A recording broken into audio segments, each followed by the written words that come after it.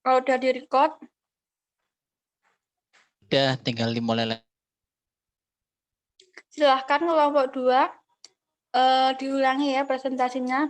Dimulai dari pengertian tadi kan sepertinya belum semua ya. Silahkan kelompok 2. Pengertian yuk.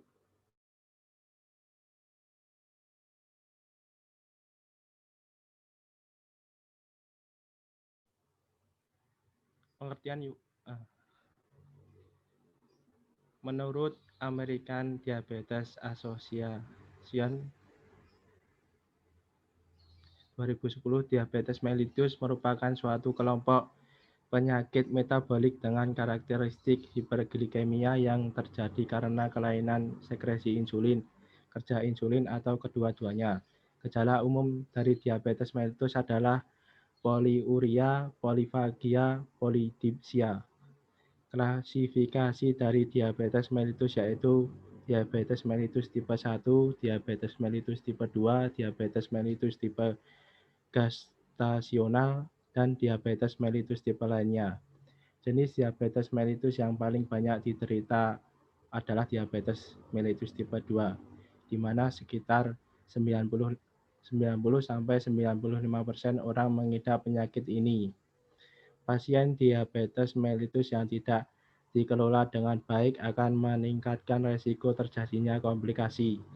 Karena pasien diabetes mellitus rentan mengalami komplikasi yang diakibatkan karena terjadi defisiensi insulin atau kerja insulin yang tidak adekuat. Komplikasi yang ditimbulkan bersifat akut maupun kronik.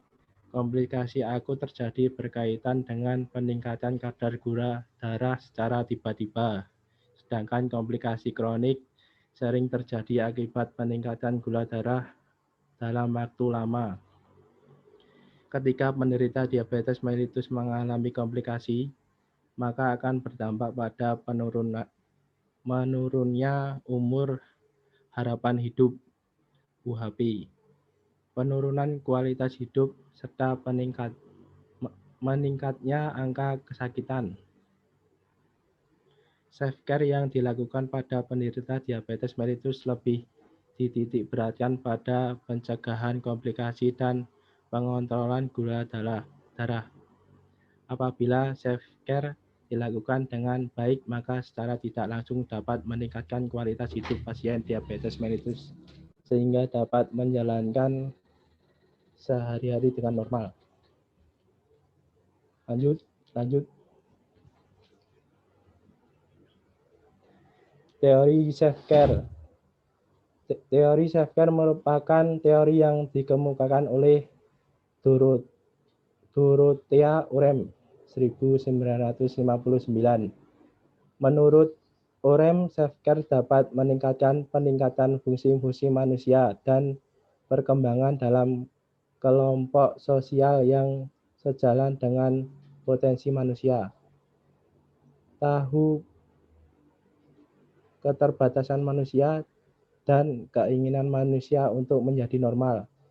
Penyimpangan pada self-care biasanya dapat terlihat pada saat terjadi penyakit. Menurut Sulistria 2013, dalam jumlahnya yang berjudul Tingkat Self-Care Pasien Rawat Jalan Diabetes Mellitus Tipe 2 di Puskesmas Kalirungut, Surabaya, menjelaskan bahwa tingkat self-care pasien yang dirawat di Jalan Puskesmas Kalirungut, Surabaya belum sepenuhnya dilakukan aktivitas seperti pengaturan pola makan, aktivitas fisik, dan terapi sudah baik. Sedangkan pada aktivitas perawatan kaki dan pengontrolan gula darah, self-care pasien masih rendah. Self-care merupakan gambaran perilaku seseorang individu yang dilakukan dengan sadar, bersifat universal dan terbatas pada diri sendiri.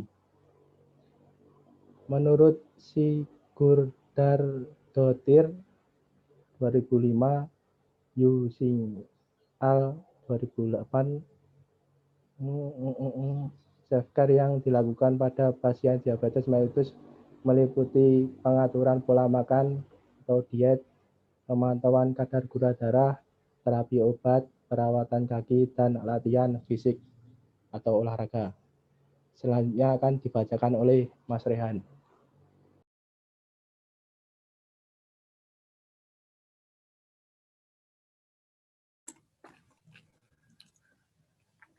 Selanjutnya yaitu gejala dan keluhan diabetes mellitus.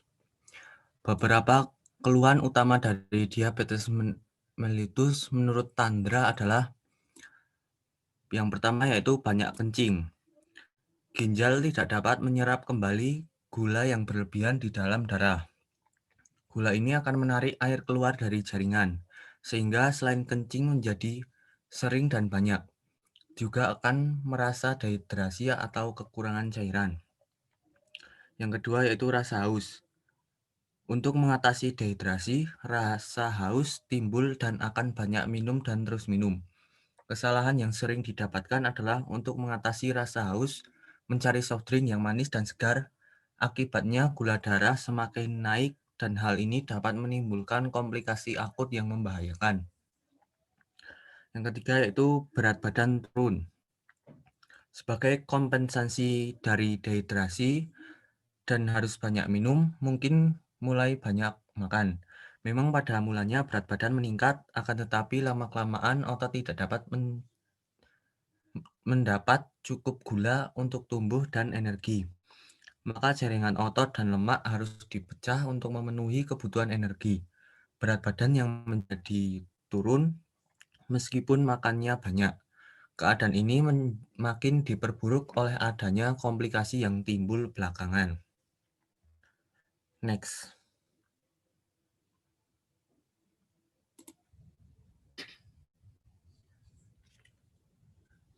Selanjutnya yaitu rasa seperti flu dan lemah. Keluhan diabetes dapat menyerupai sakit flu, rasa capek, lemah, dan nafsu makan menurun. Pada diabetes, gula bukan lagi energi karena glukosa tidak dapat diangkut dalam sel untuk menjadi energi. Selanjutnya, mata kabur. Gula yang tinggi akan menarik keluar cairan dari dalam lensa mata, sehingga lensa menjadi tipis. Mata mengalami kesulitan untuk memfokus dan penglihatan jadi kabur. Selanjutnya itu luka yang sukar sembuh. Penyebab luka yang sukar sembuh adalah pertama akibat dari infeksi yang hebat. Kuman atau jamur mudah tumbuh pada kondisi gula darah yang tinggi. Yang kedua adalah karena kerusakan dinding pembuluh darah, aliran darah yang tidak lancar pada kapiler atau pembuluh darah kecil menghambat penyembuhan luka. Dan yang ketiga adalah kerusakan saraf. Luka yang tidak terasa menyebabkan penderita diabetes tidak menaruh perhatian pada luka dan membiarkannya semakin membusuk. Selanjutnya yaitu rasa baal dan kesemutan. Kerusakan syaraf disebabkan oleh glukosa yang tinggi merusak dinding pembuluh darah yang akan mengganggu nutrisi pada syaraf. Karena yang rusak adalah saraf sensoris, keluhan paling sering adalah rasa semutan atau tidak terasa, terutama pada tangan dan kaki. Selanjutnya bisa timbul rasa nyeri pada anggota tubuh, betis, kaki, tangan, dan lengan. Selanjutnya yaitu gusi merah dan bengkak. Kemampuan rongga mulut menjadi lemah untuk melawan infeksi, maka terjadilah gusi bengkak dan merah. Infeksi serta gigi yang tampak tidak rata dan mudah tanggal. Selanjutnya kulit kering dan gatal. Kulit terasa kering, sering gatal dan infeksi. Keluhan ini biasanya menjadi penyebab pasien datang memeriksakan diri ke dokter. Selanjutnya yaitu mudah kena infeksi.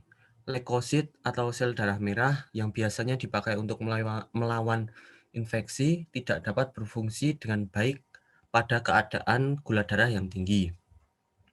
Selanjutnya yaitu gatal pada kemaluan. Infeksi jamur juga menyukai suasana gula darah yang tinggi. Vagina mudah terkena infeksi jamur, mengeluarkan cairan kental putih kekuningan, serta timbul rasa gatal. Selanjutnya akan dibacakan oleh siapa?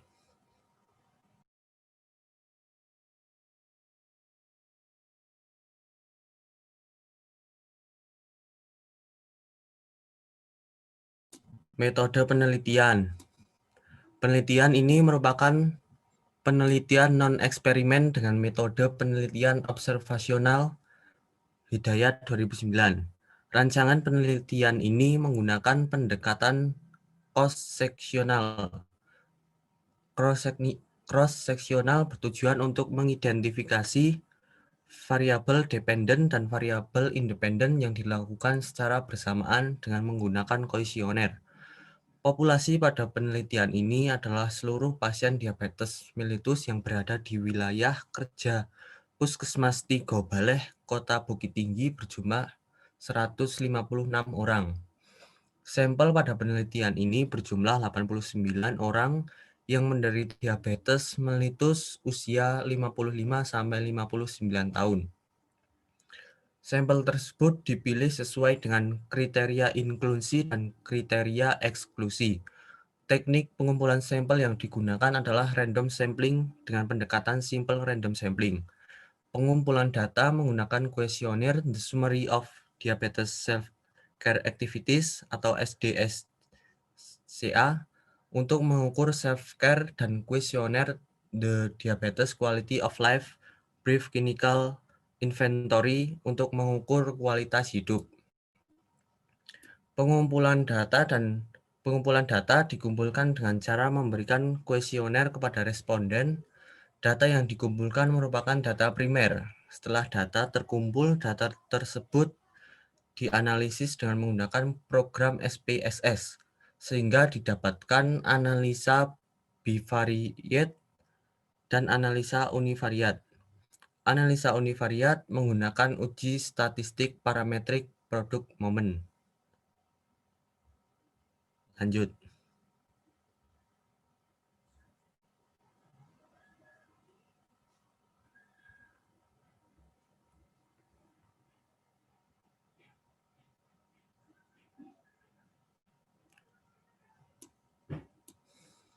Next.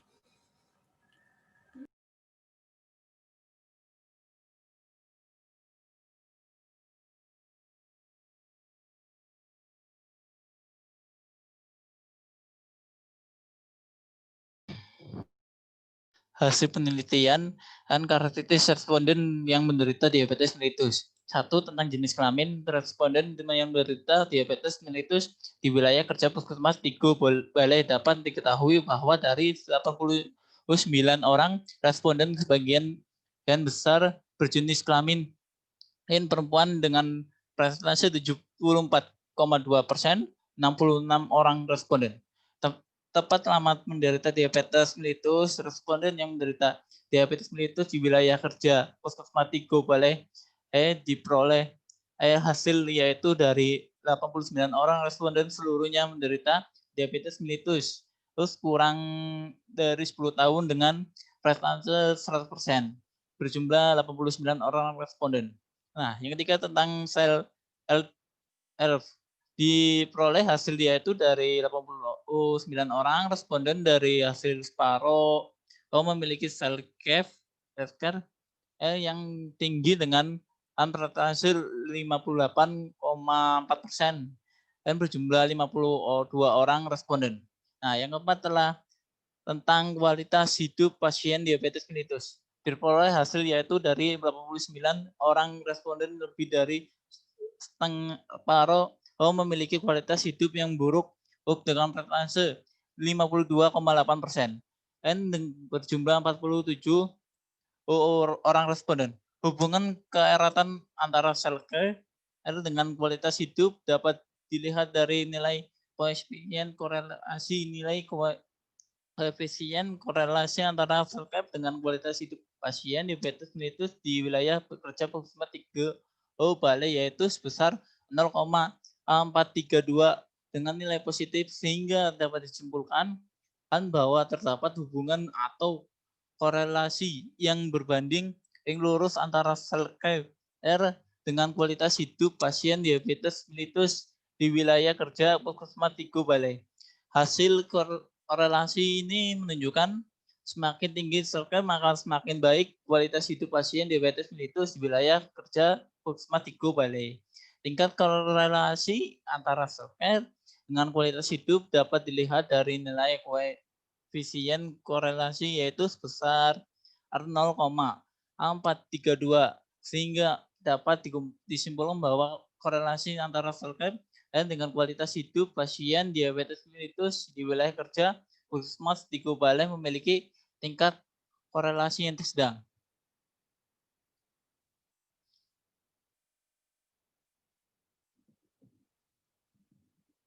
Next, pencegahan DM dan diabetes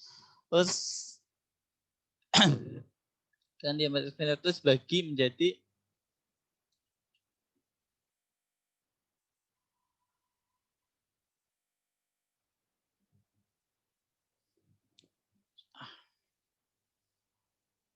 pencegahan diabetes mellitus dibagi menjadi 4 bagian, yaitu pencegahan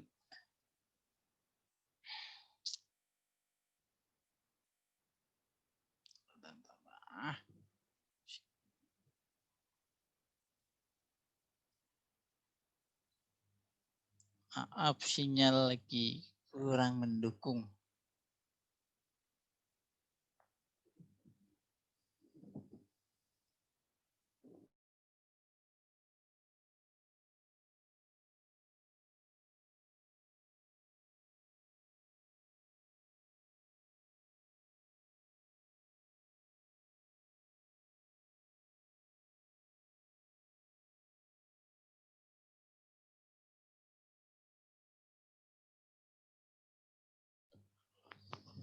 Pencegahan penyakit diabetes mellitus dibagi menjadi 4 bagian, yaitu pertama pencegahan primordial adalah upaya untuk memberikan kondisi pada masyarakat yang memungkinkan penyakit tidak mendapatkan dukungan dari kebiasaan gaya hidup dan faktor risiko lainnya. Nah, yang kedua pencegahan primer adalah upaya ditunjukkan pada orang-orang yang termasuk kelompok risiko tinggi, yaitu mereka yang belum menderita DM tetapi berpotensi untuk menderita DM diantaranya kelompok usia lebih dari 45 tahun. Nah, yang B itu kegemukan, berat badan lebih dari 120% dan BMI idaman atau EMT kurang dari lebih dari 27 kglm 2. Tekanan darah tinggi itu 140 per 90 mmHg. Riwayat keluarga DM. Riwayat kehamilan dengan BB bayi lahir 400 gram. Nah, di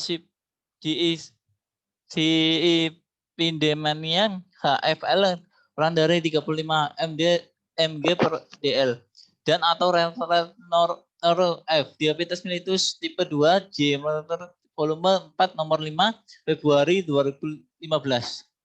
100 triglycerida 250 mg per dl. Pernah TGL atau glukosa darah puasa terganggu. Untuk pencegahan primer harus dikenai faktor-faktor yang berpengaruh terhadap timbulnya DM dan upaya menghilangkan faktor-faktor tersebut.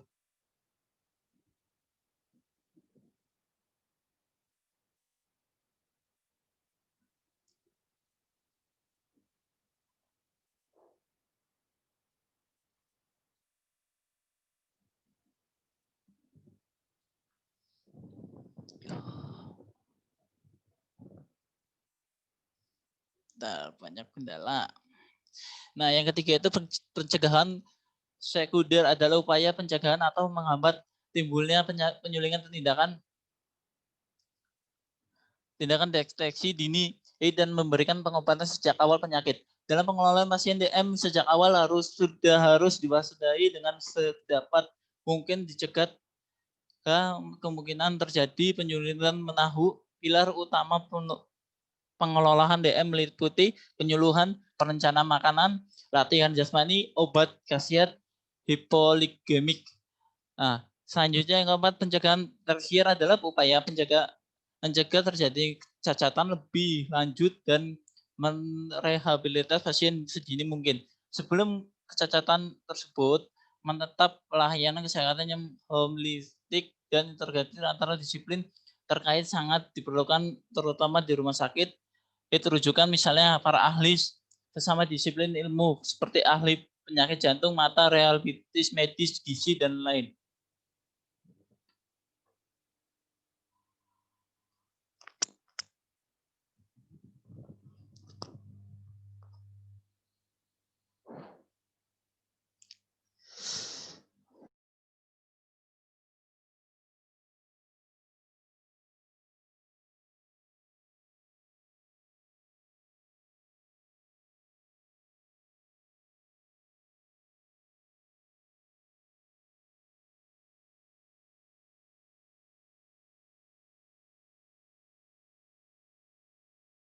Selanjutnya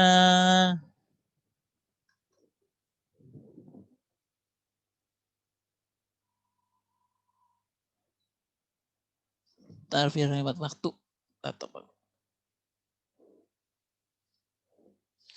Langsung ke kesimpulan yang akan dibawakan oleh Saudara Satria.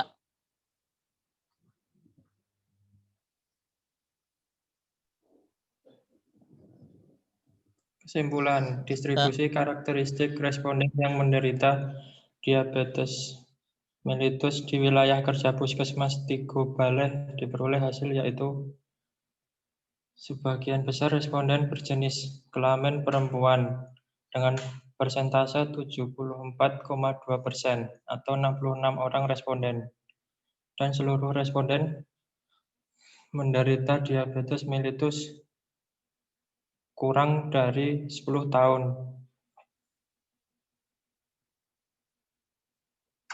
Yuk, balik yuk.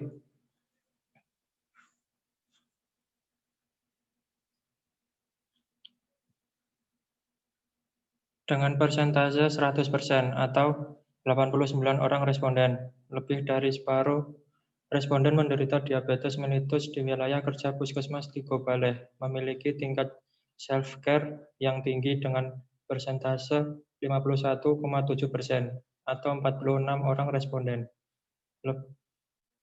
Lebih dari separuh responden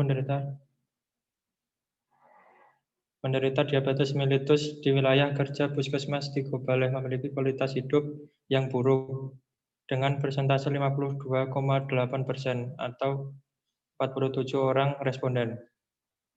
Besaran korelasi antara self-care dengan kualitas hidup pasien diabetes mellitus yaitu sebesar 0,432.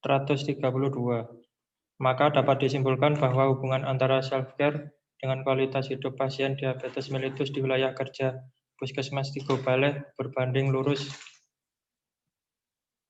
dan memiliki tingkat korelasi sedang. Diharapkan kepada petugas kesehatan untuk dapat memberikan informasi dan mengajak pasien diabetes mellitus agar dapat meningkatkan aktivitas self-care yang dilakukan dengan optimal, sehingga komplikasi dapat diminimalisir dan meningkatkan kualitas hidup sehingga pasien diabetes mellitus dapat menjalankan hidup dengan normal. Terima kasih. Silakan, ada yang bertanya?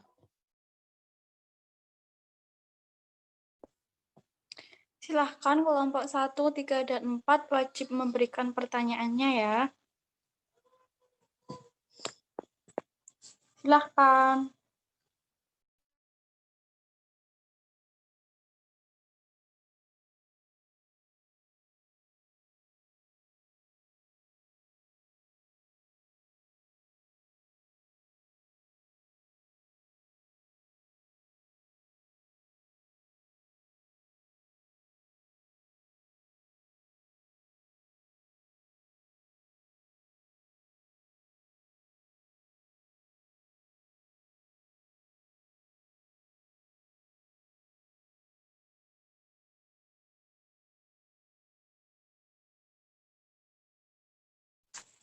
Silahkan kelompok 1 pertanyaannya.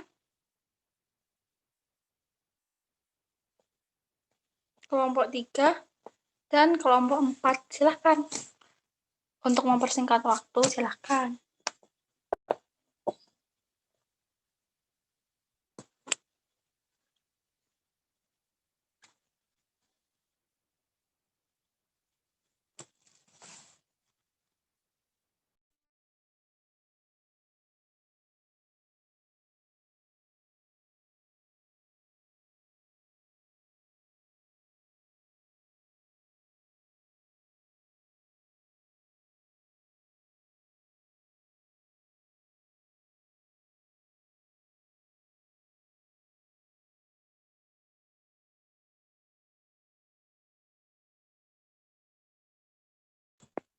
Silahkan kelompok 1 pertanyaannya.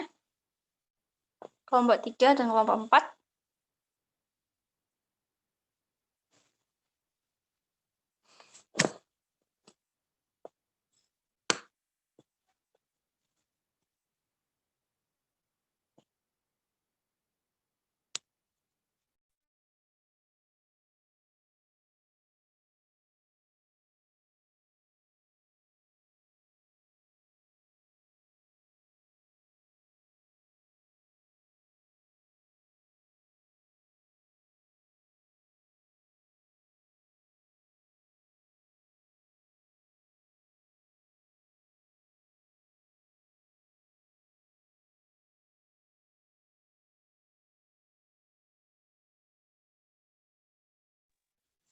Kelompok 2, silahkan di kolom chat ada pertanyaan ya dari kelompok 3.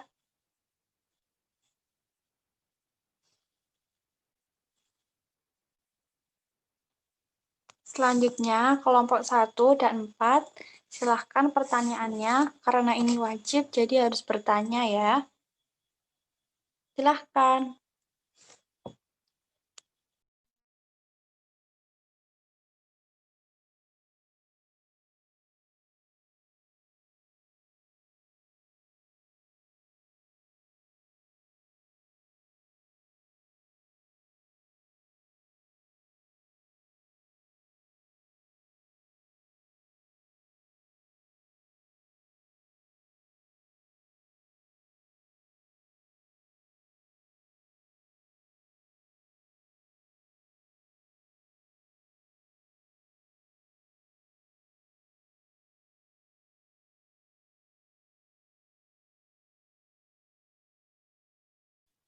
Silahkan kelompok 1 pertanyaannya. Kelompok 1. Halo. Iya, tunggu sebentar ya. Ya. Silahkan kelompok 4 pertanyaannya. Kelompok 4.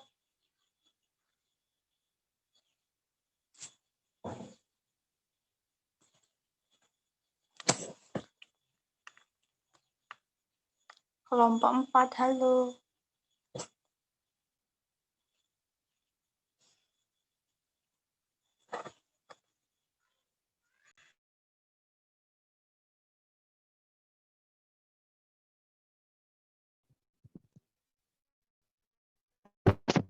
Halo, saya Rozaul Muta'ali dari kelompok 1. Ingin bertanya, apa judul artikel, judul jurnal, tahun, penulis, dan kata kunci? Terima kasih. Ya, silahkan kelompok 4 pertanyaannya.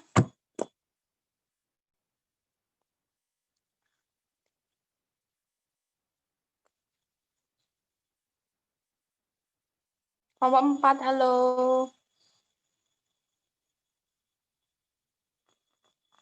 Kelompok 2 sudah paham pertanyaannya dari kelompok 1 dan kelompok 3?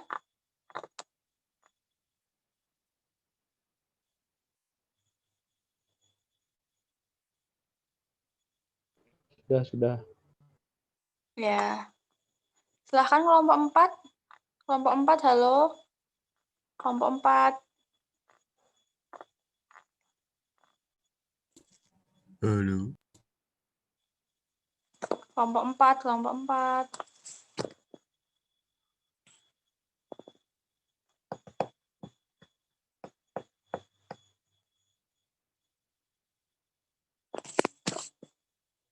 Kelompok 4, apakah ada? Kelompok 4.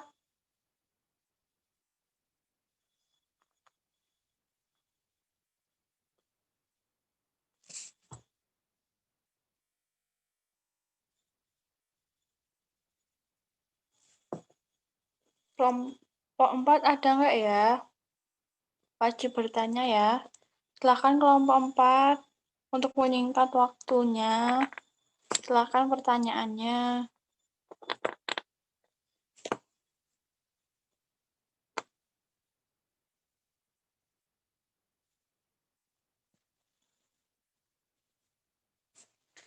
Kelompok 4 boleh ditulis di kolom chat juga nggak apa-apa pertanyaannya, silahkan.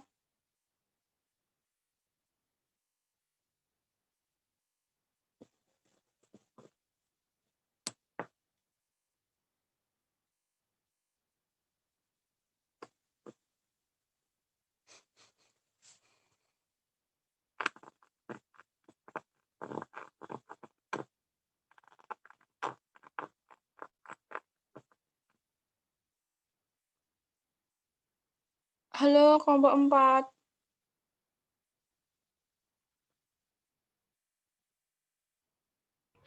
Halo.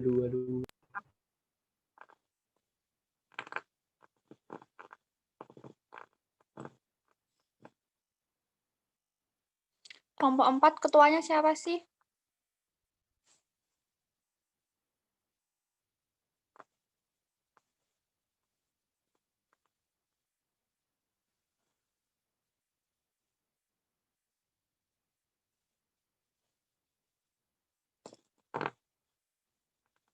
Silahkan kelompok 4.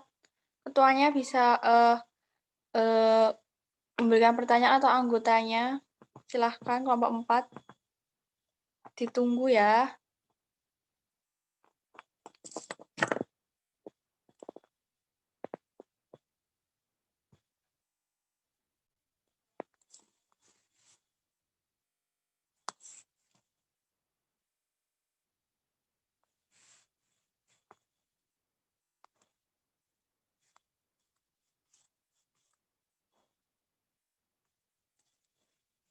Hikmah kelompok 4 kan? Kalau mau bertanya, ayo bertanya.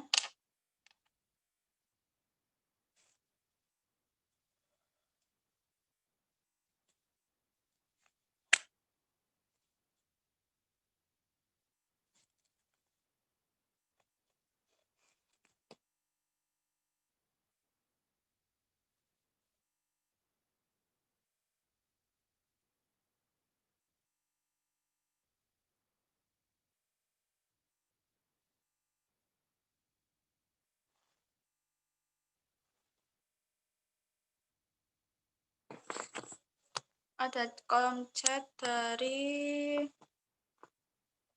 Sumarni. PPT-nya boleh dikirim lewat WA enggak? Soalnya tadi keluar masuk Zoom-nya karena jaringan jelek. Bahkan kelompok 2.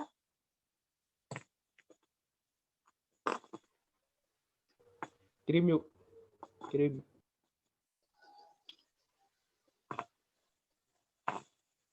Mungkin teman-teman kelompok 4 selain Sumarni yang sinyalnya nggak jelek, tadi yang menyimak presentasi pasti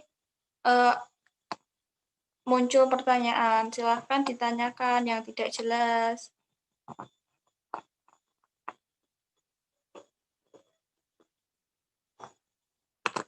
Ada pertanyaan ya dari kelompok 4, dari Mbak Hikmah. Bagaimana intervensi dan implementasi pada self-care penyakit DM? Sudah ya? Kelompok 2 sudah paham dengan pertanyaannya? Sudah, Mbak. Siap, Mbak. Waktu tinggal 2 menit lagi, yuk.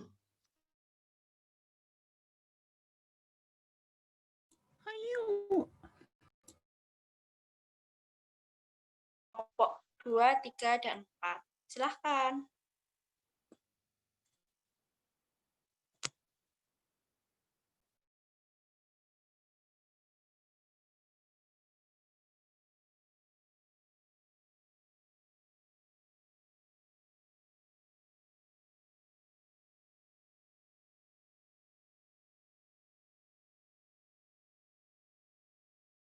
Ini boleh dijawab langsung nggak kelompok 2?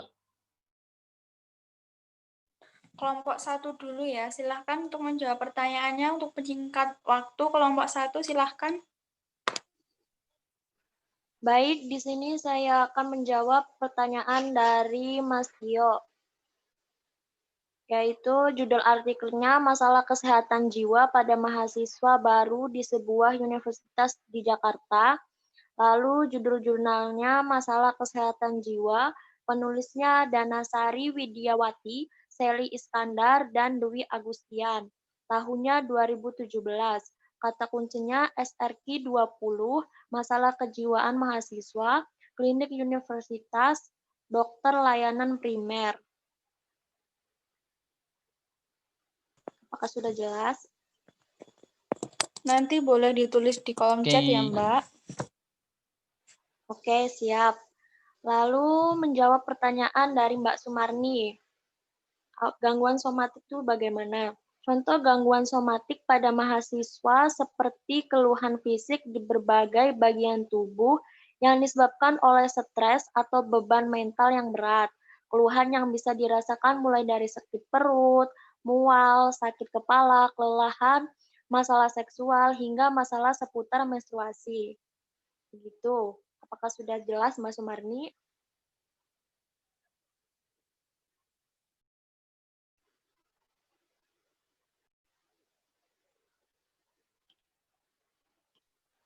Ini nanti Zoom kan, Mungkin Mak. Waktu udah habis. Nanti masuk lagi aja. Silahkan lanjut kelompok 1 untuk menjawab semua pertanyaannya. Baik, saya Lanjut akan menjawab pertanyaan dari kelompok 3. Apakah orang yang mempunyai gangguan jiwa termasuk berkebutuhan khusus dan apa perbedaannya? Difabel mental atau orang yang berkebutuhan khusus bukan orang dengan gangguan jiwa. Itu